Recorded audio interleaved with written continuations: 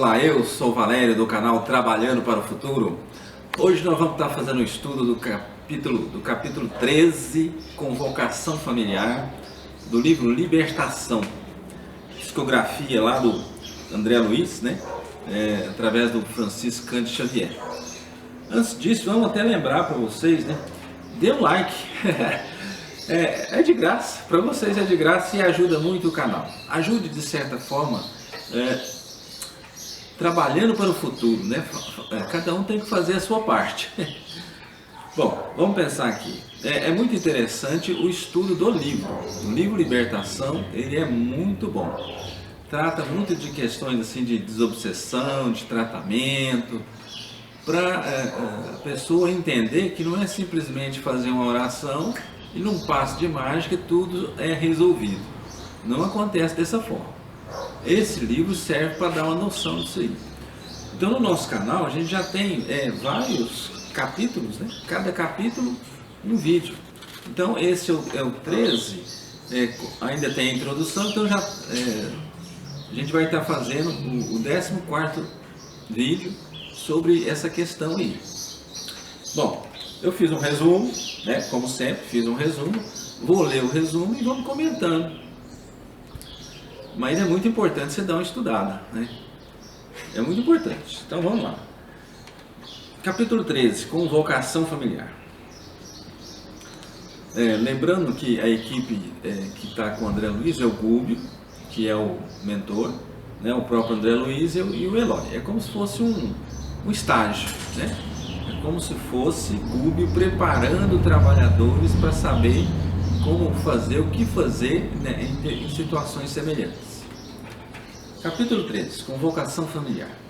Alcançando a grande residência em que Margarida descansava, Gúbio, assistido agora pelo enorme respeito de Saldanha, comentou da oportunidade de conversar com o juiz e analisar a situação da filhinha de Jorge, ali refugiada. O magistrado residia com os parentes na ala central do vasto edifício de que Gabriel e a esposa usavam pequena dependência. Vamos só lembrar aqui, né? Existe aqui a questão da Margarida, né? do esposo Gabriel. Tá sendo feito assim um cerco para prejudicar a família. O alvo principal é a Margarida, mas acaba sobrando a rebarba para o marido, né? E Margarida morava numa mansão onde também residiam outras pessoas da família. O juiz, o magistrado, era o pai de Margarida, né? Informou o nosso instrutor, né? Vamos fazer uma reunião convocando alguns encarnados a possível ajuste. O juiz certamente dispõe de alguma peça em que possamos permanecer congregados por alguns minutos. Saldanha concordou, através de monossílabos, ao modo do aprendiz que se vê na obrigação de aderir indiscriminadamente ao mestre. Então, para quem lembra do capítulo anterior, o Gúbio também, a equipe do Gúbio, foi fazer um resgate em um sanatório, onde estava internado o Jorge, encarnado, e acoplado a ele, influenciando de forma muito forte, estava o espírito da mãe que já tinha morrido, né? E o espírito da esposa que tinha suicidado. Que essa interferência, essa ligação deixava Jorge assim meio maluco, né? Piradão, fora do ar.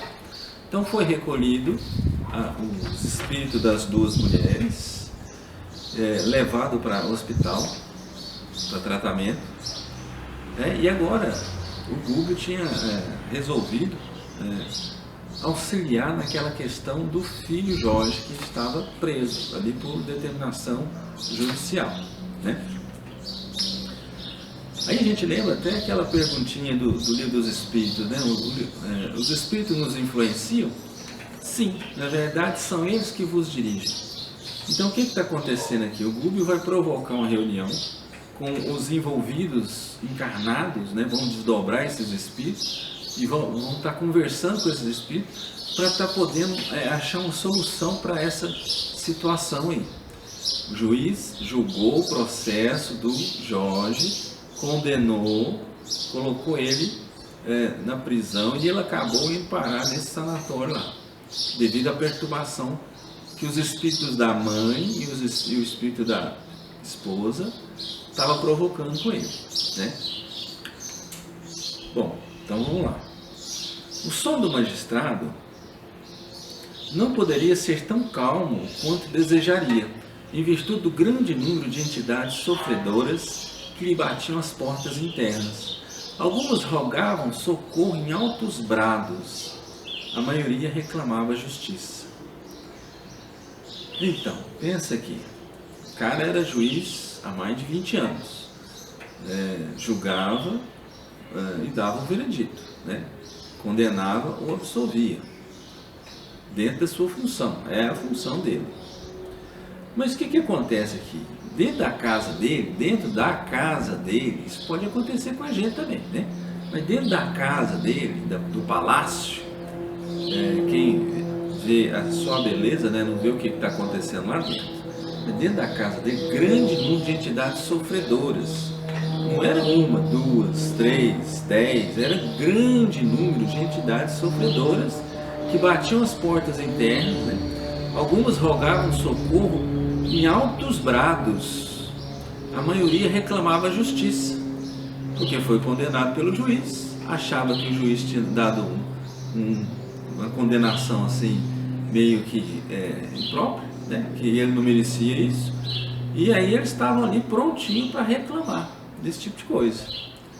Então, olha a situação que cada um tem que ter também com relação à sua profissão, né? Com relação à sua profissão. Você está fazendo, exercendo, mas você tem que ter a consciência tranquila, porque você pode, com a tua atitude, estar criando inimigos.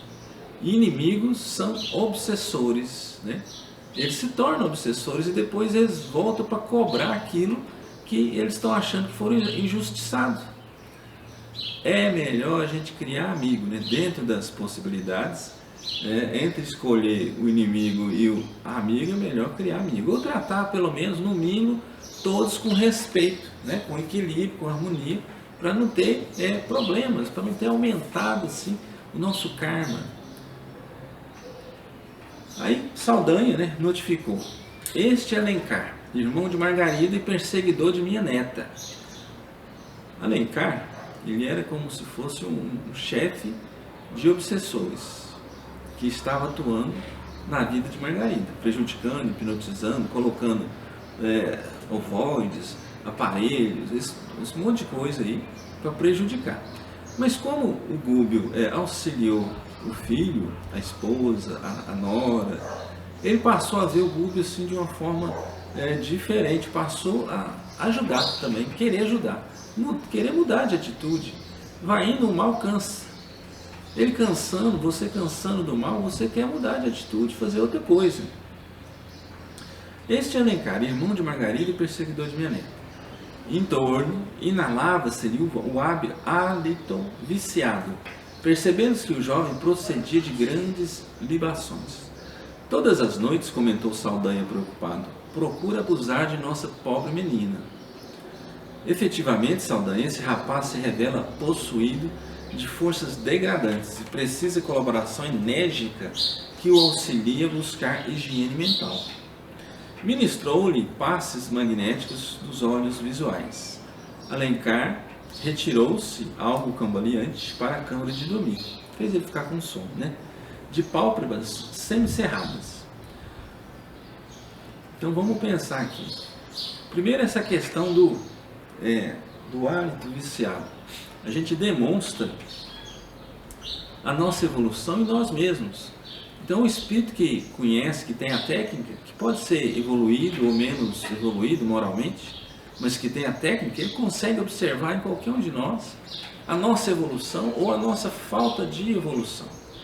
Através da nossa aura, das formas, pensamentos que estão na nossa aura, através dos nossos chakras, da cor dos nossos chakras, se estão harmonizados, se não estão harmonizados, do nosso tom vibratório, né? A gente emite uma energia, essa energia em si já demonstra a nossa evolução ou a nossa falta de evolução. já demonstra a nossa posição, o nosso comportamento, o que a gente conseguiu atingir. Isso é o caso do Alencar aqui. Eles bateram o olho nele, já sentiu esse hálito viciado e que se revelava possuir de forças degradantes, né? Já percebia o tom vibratório de Alencar, o atraso dele, as intenções dele, né? O magistrado permitiu Gúbio que eu lhe tocasse a fronte, auscultando-lhe os pensamentos mais profundos. Crescera, estudara, casara-se, todas as lutas no fundo não lhe haviam modificado a personalidade. Conquistar os títulos que assinalavam no mundo os sacerdotes do direito e por centenas de vezes envergar a toga para julgar processos difíceis. Proferira sentenças inúmeras e tivera nas mãos, sobre o próprio desígnio, a destinação de muitos lares e de conectividades inteiras. A posse do ouro e a iminência na atividade pública impunham-lhe grandes obstáculos para ler a verdade da máscara dos semelhantes. Aproximou-se Gúbio e colocou-lhe as mãos sobre a fronte, comunicando-nos que prepará-lo-ia para a conversação próxima. O instrutor recomendou-nos tornar a auscultação psíquica e voltei a pousar a mão direita sobre o cérebro dele. Então o espírito, ele consegue perceber, ver até o que a gente pensa. Tendo a técnica, conhecimento, pode ser da luz ou das trevas, ele consegue fazer isso. E aí, mas vamos pensando aqui, né? As diversas situações aqui, tudo que o juiz passou, não fizeram ele assim mudar muito de pensamento, não, né? Sem falar que na profissão dele proferiram-se sentenças inúmeras, ora prejudicando a família inteira, porque pensa, a pessoa que está sendo julgada tem uma família, né? Se ela for presa, a pena, dependendo da pena, vai prejudicar a mãe, esposa, filho, quem está em volta dessa pessoa aí. Se ela for beneficiada de alguma forma, vai estar auxiliando a família. Então tem reflexo, tem consequência. Tudo que a gente faz tem consequência. Não adianta achar que vai fazer escondidinho, que ninguém vai ver. Isso não acontece. Tem consequência. E aqui ainda fala que a posse do ouro, né, e a iminência da atividade pública criava um certo obstáculo para poder ver a verdade aí nas máscaras dos semelhantes, né? Então o próprio Gúbio, ele começou a manipular, jogar ideias, mostrar, revelar certas situações para que o magistrado pudesse ficar mais aceito, pudesse aceitar com mais facilidade as ideias que ele, Gúbio, estava jogando ali, clareando, né? Com as minhas percepções gerais, algo desenvolvido, ouvi-lhe os pensamentos novos. Por que razão se detinha, meditava o pai da Margarida, que era o juiz, né? Naquele processo liquidado a seu ver? Anos haviam transcorrido sobre o crime obscuro, entretanto o assunto lhe revivia na cabeça. Que motivos o levavam a rememorar semelhante peça judiciária com tanta força? Via Jorge mentalmente, não conseguia explicar por que fortes razões lhe recolhera a filha, introduzindo-a no próprio lar. Recordou que o sentenciado perdera a assistência dos melhores amigos e a própria esposa suicidara-se em pleno desespero. Então, era isso que o Gúbio estava fazendo, né? Usando da sua influência magnética, fez com que o juiz lembrasse dos detalhes do processo que ele julgou com relação ao Jorge, encarnado, que hoje estava no hospício preso lá, e que era filho de Saldanha, né? Que era o chefe dos obsessores da Margarida. Tá vendo? Foi até por isso um dos motivos que Gregório, o chefão da cidade lá voltada para o mal, tinha escolhido Saldanha para poder coordenar o cerco, a obsessão ali complexa, planejada em cima de Margarida, que era filha do juiz que tinha processado o filho dele, Jorge. Olha que situação, né?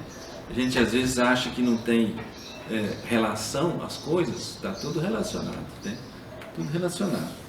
Bom, o instrutor recomendou a Eloy e a mim o trazimento de Jorge fora do veículo carnal. Quer dizer, falou para buscar o espírito de Jorge.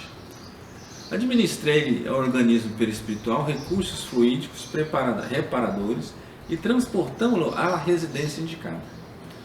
O dono da casa e a neta de Saldanha, provisoriamente libertos das teias fisiológicas, já se encontravam ao lado de Guto, que recebeu Jorge com desvelado carinho, sendo que o despertamento era diferente entre um espírito e o outro, né?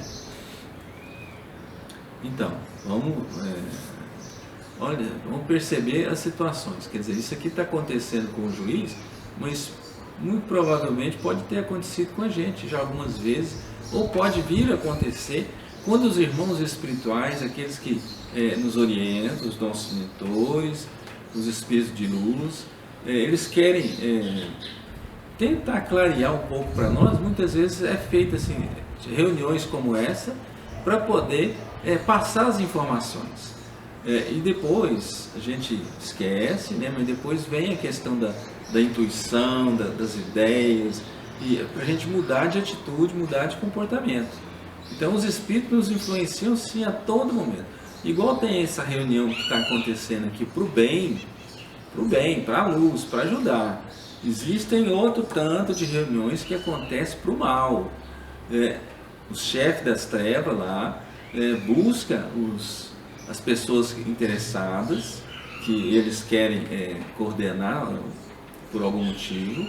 Isso entra político, chefes de governo, pessoas de tudo quanto é tipo, dependendo do interesse dos espíritos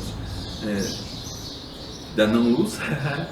Dependendo desse interesse, eles buscam quem tem essas afinidades com eles e tenta manipular, tenta hipnotizar. Essa é uma grande diferença, né, entre as reuniões com o pessoal da luz e o das trevas. O da luz coloca situações e, de certa forma, você vai acabar escolhendo, né? Você tem o livre-arbítrio para escolher ou para falar que não quer mexer com isso. Mas no caso da não-luz, esse seu livre-arbítrio não interessa para eles. Então eles já têm um objetivo, um foco ali, e eles vão fazer de qualquer coisa para que você obedeça, né? Não interessa a sua opinião. Eles vão querer que você obedeça a eles. Se precisar colocar aparelho na pessoa, se precisar dar choque, fazer qualquer coisa, o que eles tiverem no recurso deles, eles vão fazer para atingir os objetivos, né? Essa é uma grande diferença entre a luz e as trevas. Pensemos nisso. Bom, aí trouxe o espírito do juiz, o espírito do Jorge, o espírito do Alencar, que era o filho do juiz, né? E o espírito da neta. Aí cada o despertamento não era semelhante para os três, né? Variava de acordo com a posição evolutiva e condições mentais de cada um. O magistrado era o mais lúcido pela agilidade dos raciocínios, acostumado na mente ali a ver lá na frente, atrás, os detalhes, né? De acordo com a profissão também, né? Então ele tinha essa facilidade no raciocínio. A jovem Mia colocava-se em segundo lugar pelas singulares qualidades de inteligência. E situava-se o Jorge em posição inferior, né? Que ele estava tendo um hospício, tinha acabado de sair de uma obsessão braba lá da mãe, da esposa, uma interferência que chegava a prejudicar o seu corpo físico, né? Chegou a prejudicar o seu raciocínio, a sua saúde. Bom, aí começa, né? Júlio orava em silêncio e quando formosa luz se lhe irradiou do tórax e do cérebro. O magistrado ligou então os conceitos ouvidos à presença de Jorge na sala e inquiriu aflito: apelam porventura em favor deste condenado? Sim, respondeu o nosso instrutor. Não acreditas que essa vítima aparente de inconfessável erro judiciário já tem esgotado o cálice do martírio oculto? Mas eu fui o juiz da causa, consultei os códigos necessários antes de emitir a sentença. Não posso, em sã consciência, aceitar intromissões, mesmo tardias, sem argumentação ponderosa e cabível. Então o juiz ainda estava tentando defender as suas ideias, né? Porque como foi ele que analisou o processo e que deu a sentença, Ele considerava que o que ele estava fazendo, o que ele tinha feito, estava correto. E como juiz não aceitava interferência de outros, palpite, né? Porque, segundo o pensamento dele, ele resolveu a questão em cima das leis, né? Dos regulamentos aqui, dos códigos necessários que ele analisou antes de dar decretar lá a sentença, né? Aí o Gubbio comenta, né? Invocas a tua condição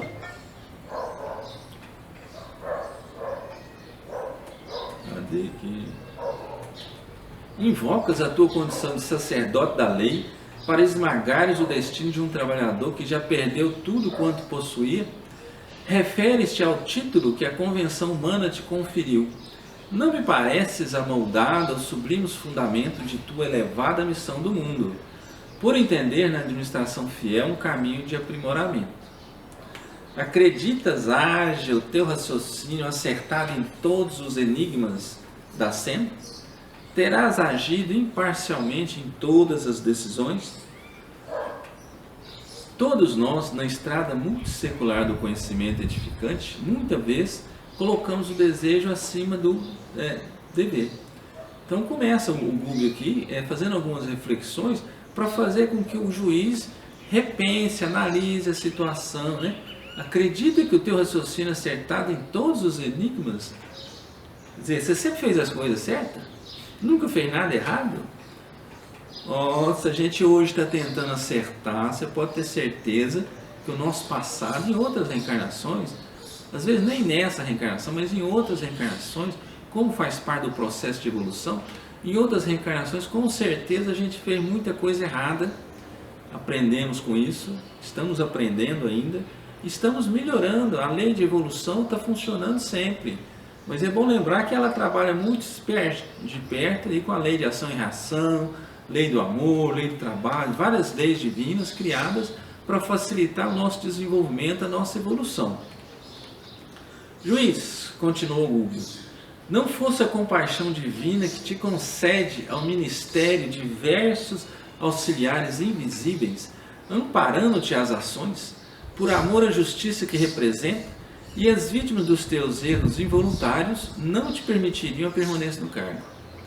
Teu palácio residencial mostra-se repleto de sombras. Muitos homens e mulheres dos que já sentenciastes em mais de 20 anos nas lides do direito, arrebatados pela morte, não conseguirão seguir adiante, colados que se acham aos efeitos de tuas decisões, e demoram-te em tua própria casa, aguardando-te explicações oportunas. Benfeitor ou vingador, mas vamos voltar aqui primeiro. Quer dizer, teu palácio mostra repleto de sombras, homens e mulheres. Quer dizer, cada decisão que os espíritos, as pessoas iam recebendo como de forma negativa, à medida que essas pessoas iam desencarnando, elas não seguiam à frente. Elas iam procurar quem tinha provocado o sofrimento, a dor, que no caso era o juiz, para pedir justiça, pedir vingança, querer se vingar do juiz. Pense nesse negócio aí, então haja com consciência. Lembre-se que tem consequência. Tudo que você faz tem consequência. A gente planta, a gente vai construindo tijolinho por tijolinho, o nosso inferno, o nosso céu agora, não é depois, é já. Nesse momento, nesse momento da nossa reencarnação, a gente já construiu e continua construindo com as nossas ações, comportamento, o nosso céu ou o nosso inferno que a gente se encontra. Benfeitor ou vingador, ensina-me o caminho. Que devo fazer a benefício do condenado? Facilitarás a revisão do processo e restituí-los-á a liberdade. Ele é então inocente? Ninguém sofre sem necessidade à frente da justiça celeste. E tão grande harmonia rege o universo que os próprios males se transubstanciam em bênçãos. Precisava gravar na mente do juiz quanto se lhe pedia da ação providencial. Amparar-lhes-á a filha hoje internada, por favor, em tua casa. Então, mesmo o Jorge sendo meio que inocente para esse processo onde ele foi julgado, condenado e estava cumprindo pena, como se ele fosse meio que inocente nesse processo, mas em outros processos de vidas passadas, ele fez muita coisa e acabou abrindo brecha para entrar nesse processo de agora, mesmo ele sendo inocente, para ele poder resgatar aquilo que ele tinha feito de errado em outras vidas, né? É o que aconteceu aqui. Aprende a semear amor no chão em que pisas. Enquanto é tempo, faze de Jorge um amigo e da filha dele uma companheira de luta, que te afague um dia os cabelos brancos e te ofereça mais tarde a luz da prece, quando o teu espírito for compelido a transpor o escuro portal do túmulo. Então é bom sempre lembrar que todo mundo vai desencarnar. Eu também, todo mundo. Nesse momento, no nosso planeta, ainda não tem outro caminho. Você vai desencarnar, todo mundo. E aí, as consequências das suas ações, do seu tipo de vida, vão estar te esperando lá. Se você criou um monte de inimigos, esses inimigos vão estar te esperando para cobrar, fazer a cobrança. Pense bem, é melhor criar amigos. O juiz, como agir, porém? Amanhã te erguerás do leito sem a lembrança integral do nosso entendimento de agora, porque o cérebro da carne é um instrumento delicado, incapaz de suportar a carga de duas vidas. Mas ideias novas surgir-te-ão formosas e claras, com respeito ao bem que necessitas praticar. A intuição é o disco milagroso da consciência, funcionará livremente, retransmitindo-te as sugestões desta hora de luz e paz, qual canteiro de bênçãos. Então, a gente passa por essas reuniões, conversa com os mentores, eles nos orientam. Quando a gente acorda, muitas coisas a gente esquece, a maioria a gente esquece. Mas tem essas questões da intuição, né? Das ideias novas que aparecem, que você muitas vezes acha até que é sua ideia, mas você teve a reunião, conversou, eles te esclareceram um monte de coisa, aí dependendo da situação que você estiver passando, acontece alguma coisa que funciona como se fosse um gatilho e você passa a se lembrar da ideia, da intuição que foi colocada pelos mentores espirituais, nesse caso, ou pelos espíritos das trevas também em outros casos, né? Diante de Saldanha, que acompanhava a cena, demonstrando invisível bem-estar, Jorge e a filha trocavam olhares de alegria e esperança. Quanto ao delito de que é presentemente acusado, Jorge tem as mãos limpas. Entretanto, a existência humana é como um precioso tecido de que os olhos mortais apenas enxergam o lado avesso. Nos sofrimentos de hoje, solvemos os débitos de ontem. Em todas as horas criamos causas e consequências para os nossos atos cotidianos. As entidades que planteiam as tuas portas não choram sem razão. E, mais dia menos dia, a toga que envergas temporariamente acertará contas com todos aqueles que em torno delas se lastimam. Pense aí, né? As nossas ações, em todos os momentos, as horas, os dias, né? A gente cria causas e consequências.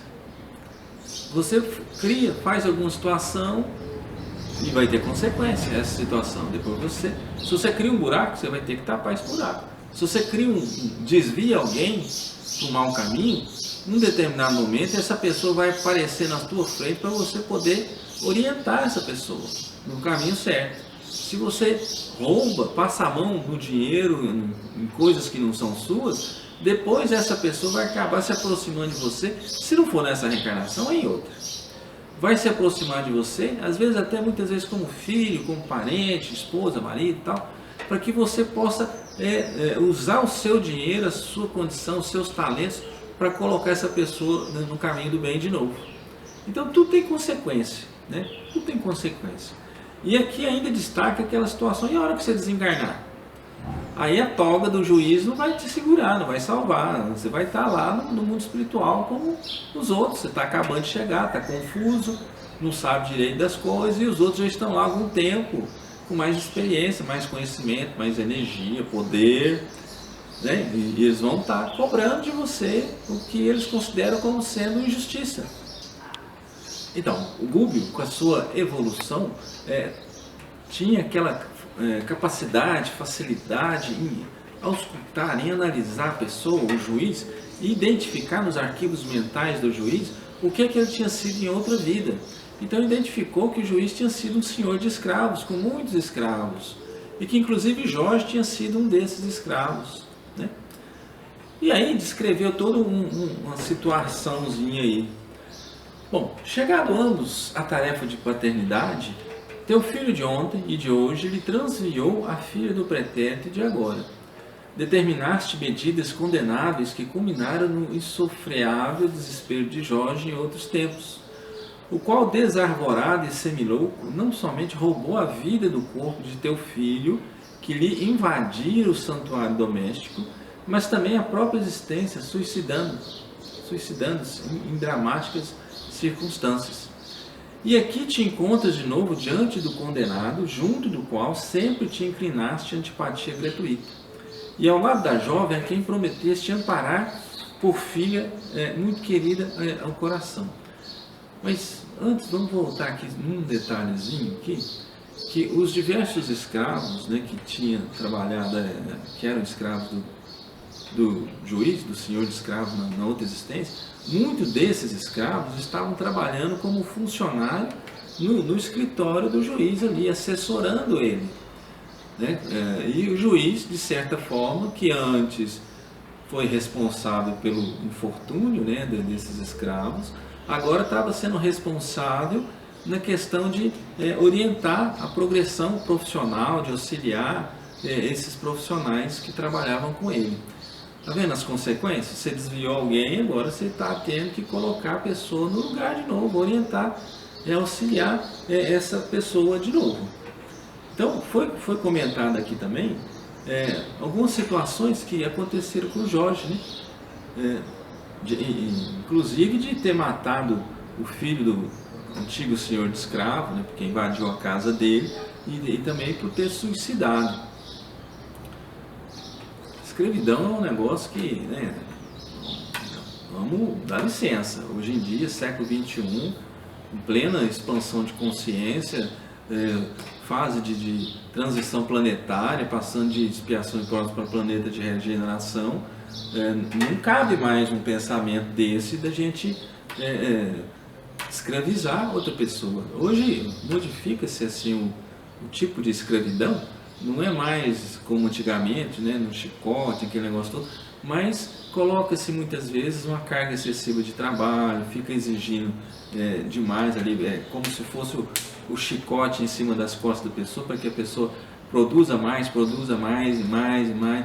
Isso lembra até aquele filme do Charles Chaplin, né, que acho que é Tempos Modernos. Ele participava de uma fábrica, montagem de automóveis, e ficava apertando os parafusos, né? Quando o gerente queria melhorar a produção, colocava as peças para andar mais rápido, a esteira, e aí ele saía ali apertando os parafusos,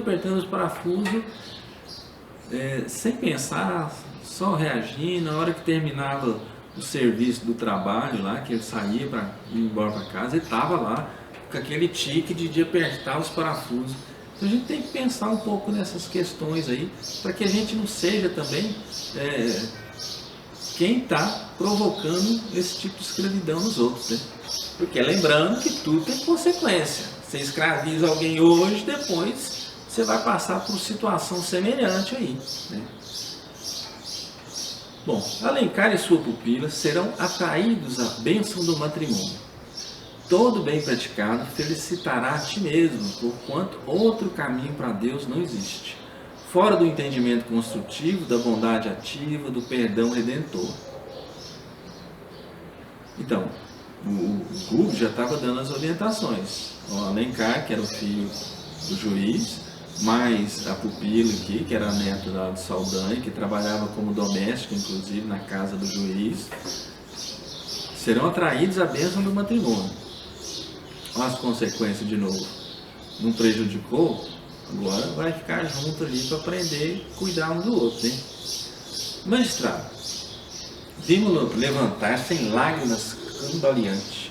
A força magnética do nosso instrutor alcançara-lhe as fibras mais íntimas, porquanto os olhos dele pareciam iluminados de súbita determinação.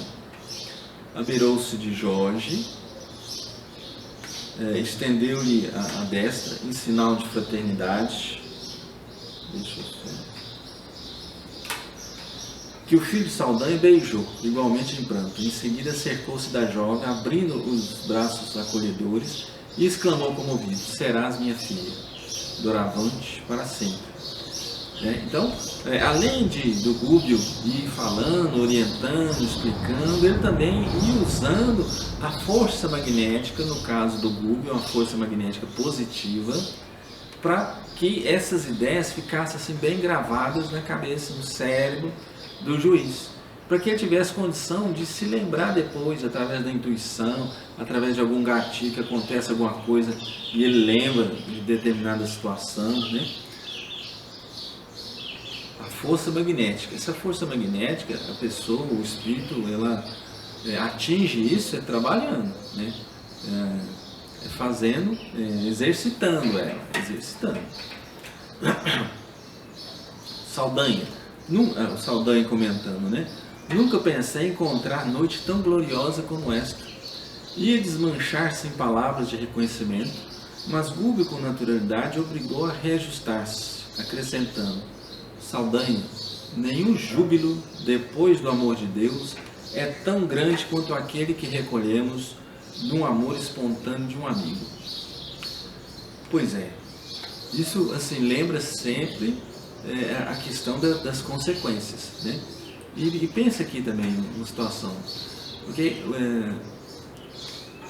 a equipe do Gubbio foi separada, foi passado para eles essa missão de auxiliar a Margarida nesse processo de obsessão e desobsessão. Quer dizer, o Gubbio, como sendo um espírito mais esclarecido, ele poderia simplesmente chegar lá e botar todo mundo para correr, ou recolher todo mundo, prender todo mundo, encaminhar para os hospitais, para o tratamento adequado de acordo com a situação. Ele poderia fazer isso. Mas ao invés disso, ele já pensando assim, como é que eu posso auxiliar mais pessoas, mais espíritos. Então, ele foi trabalhando de um jeito que foi construindo um socorro para centenas de outros espíritos, muitos envolvidos aqui, acabou auxiliando o filho, a família de Saldanha, acabou criando em Saldanha uma certa admiração, e Saldanha passa a seguir as orientações do Gubbio, mudou de caminho. É como se fosse por Saldanha aquela famosa estrada de Damasco, né? Um belo dia está passando, né? Lembra da estrada de Damasco, de Paulo de Tarso? Seguindo lá, buscando prender Ananias, e passando pelo deserto, um sol do meio-dia, aparece lá uma luz mais forte do que o sol do meio-dia, e Saulo de Tarso percebe a presença de Jesus, e já cai de joelho lá e fala: o que queres que eu faça? Então ele já percebe essa mudança. Nesse caso aqui de Saldanha, está acontecendo a mesma coisa. Saldanha está passando pela sua estrada de Damasco, percebendo a situação e vendo que a energia do amor, do respeito, do equilíbrio é muito maior do que a energia do mal. Ele tentava há muito tempo já auxiliar a família dele, Jorge, a esposa, a nora, a neta, e não conseguia, porque ele utilizava as técnicas que ele conhecia para prejudicar. Aí chega Gubbio que utiliza técnicas que ele ainda não conhece, mas utilizando técnicas para ajudar, e consegue essa transformação que a gente está vendo aqui nessa situação, né? Vamos pensar aqui, vamos mais... ajude a divulgar a mensagem do canal, né? Compartilhe com seus amigos, com quem gosta desse tipo de assunto. Se inscreva no canal, clique no sininho para receber as notificações. Toda semana será publicado um novo vídeo. Se una a nós e vamos juntos trabalhando para o futuro, gente. Auxiliando a divulgar a mensagem espiritualista, a mensagem da doutrina espírita, para que as pessoas percebam que tem consequência. Lei de ação e reação. Você não vai fazer um negócio escondidinho achando que está escondidinho, porque isso não está escondidinho. pode passar despercebida até pela justiça divina, dos homens, da lei dos homens, mas a justiça divina não passa despercebida, né? Não passa. Dê o seu like, né? Assista os outros vídeos do nosso canal.